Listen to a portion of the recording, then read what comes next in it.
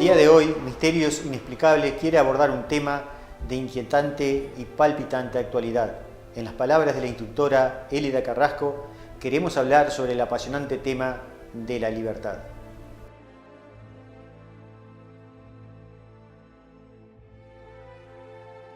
En esta oportunidad vamos a reflexionar sobre la libertad. Para ello leeremos un cuento argentino de autor anónimo titulado Los pavos no vuelan. Cuentan de un paisano de Catamarca que encontró en el campo un huevo muy grande. Nunca había visto nada igual y decidió llevarlo a su casa. ¿Será de avestruz?, preguntó su abuela. No, es demasiado abultado, dijo el abuelo. ¿Y si lo rompemos?, propuso el ahijado. Es una lástima, perderemos una hermosa curiosidad, respondió cuidadosamente su esposa. Miren, en la duda, se lo voy a colocar a la pava que está calentando los huevos. Tal vez con el tiempo nazca algo, afirmó el paisano. Y así lo hizo. Cuenta la historia que a los 15 días nació un pavito oscuro, grande, nervioso, que con mucha avidez comió todo el alimento que encontró a su alrededor. Luego miró a la madre con vivacidad y le dijo entusiasta: «Bueno, ahora vamos a volar».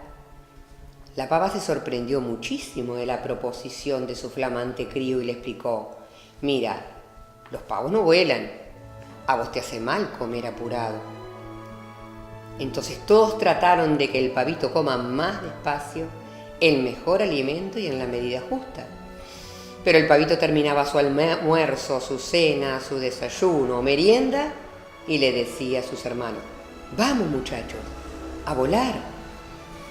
Todos los pavos le explicaban nuevamente: «Los pavos no vuelan, a vos te hace mal la comida».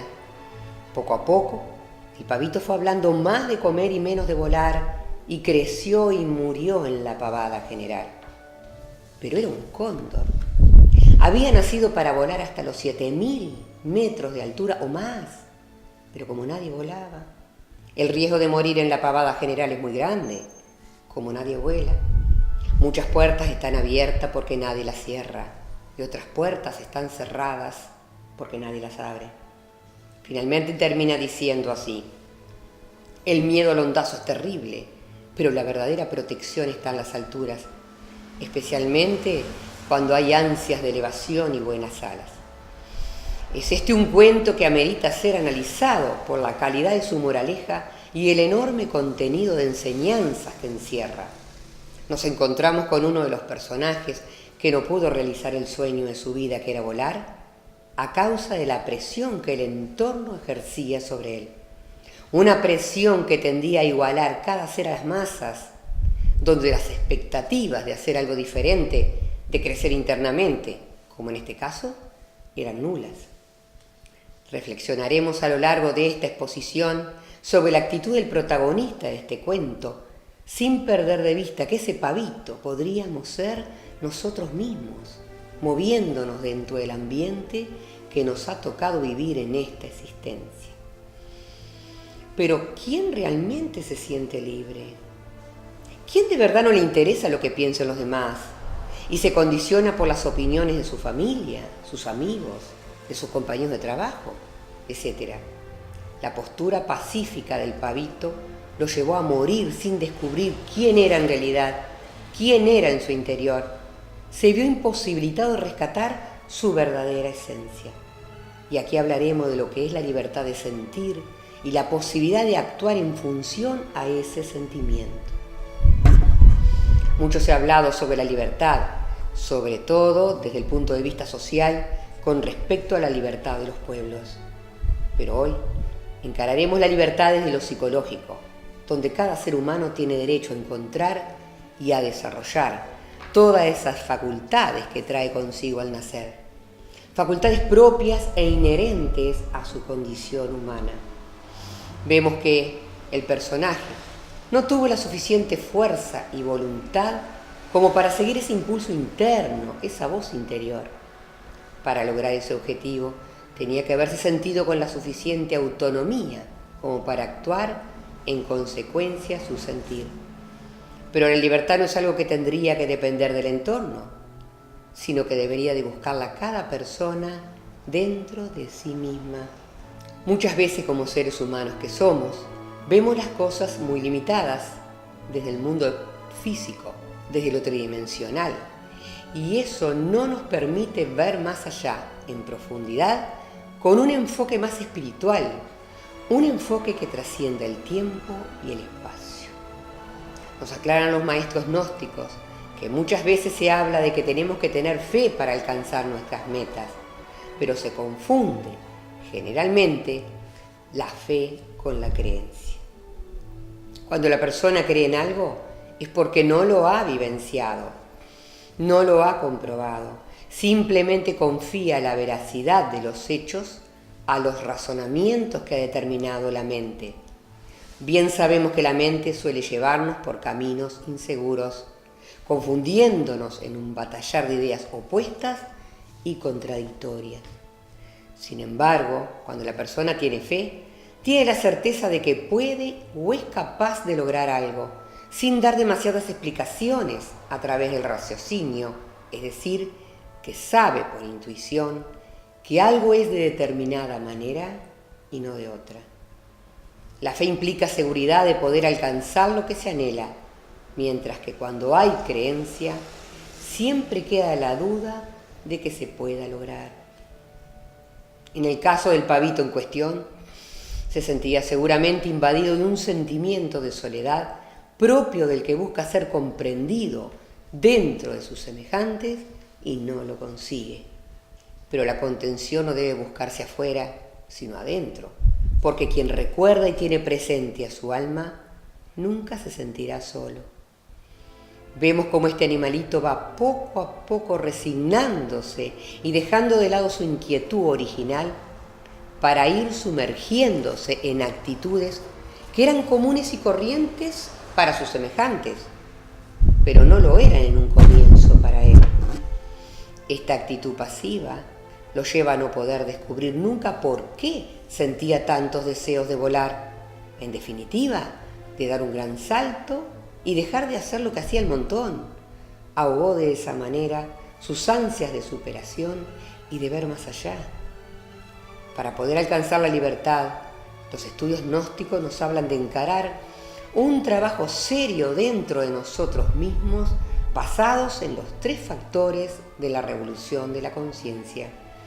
Estos consisten primero en morir psicológicamente, mediante una limpieza de nuestra psicología, de todos los elementos indeseables que cargamos, apuntando a la pureza y sencillez como tienen los niños pequeños.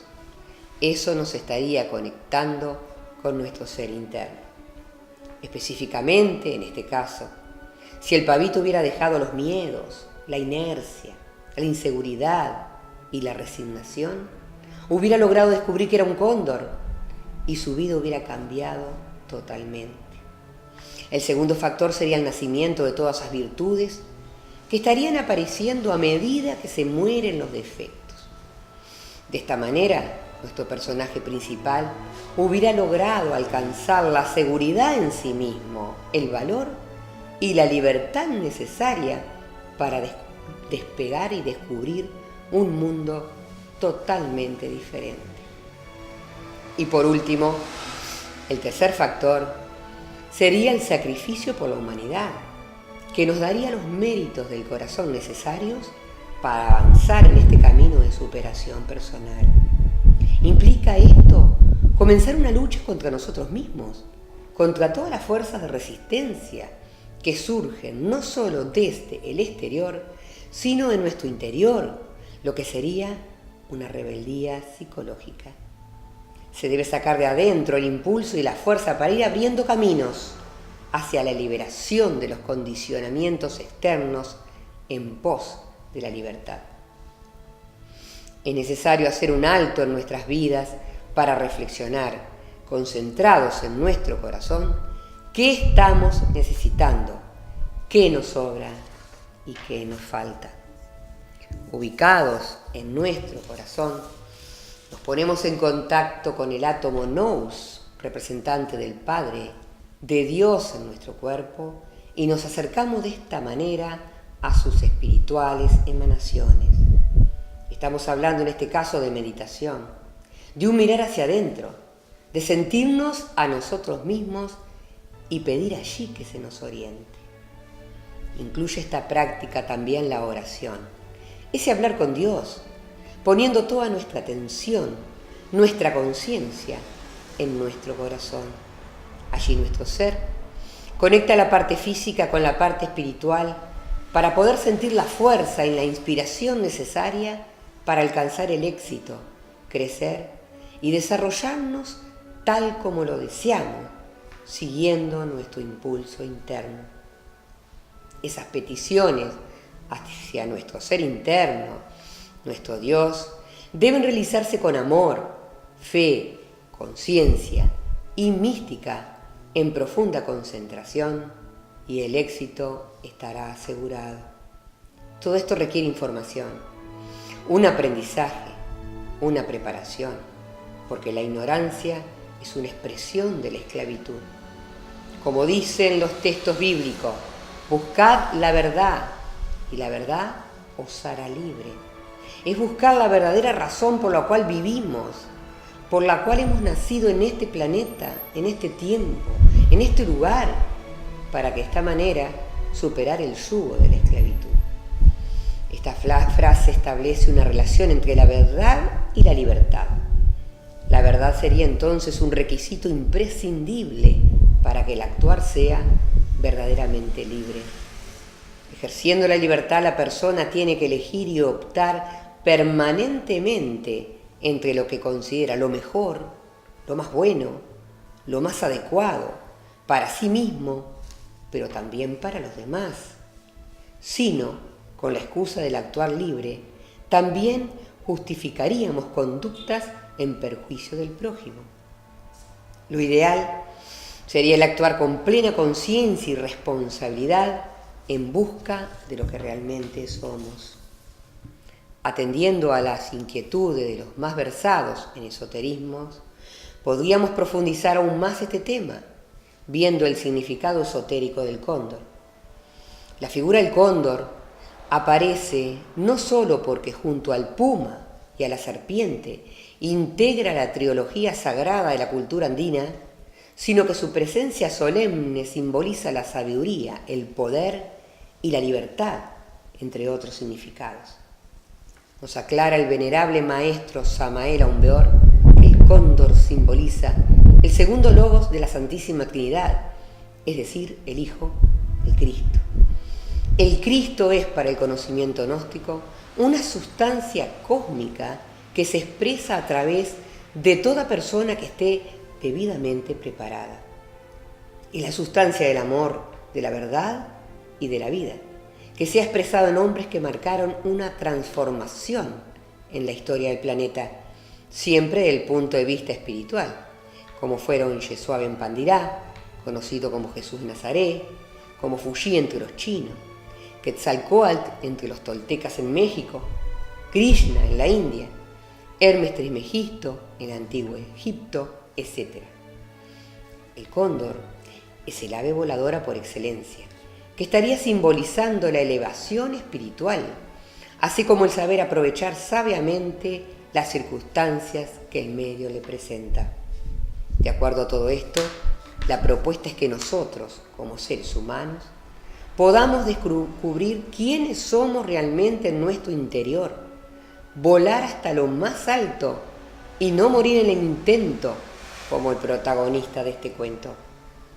Busquemos, pues, el cóndor dentro de nosotros mismos, liberándonos de la esclavitud psicológica que ejerce el ego, porque la verdadera libertad está en las alturas.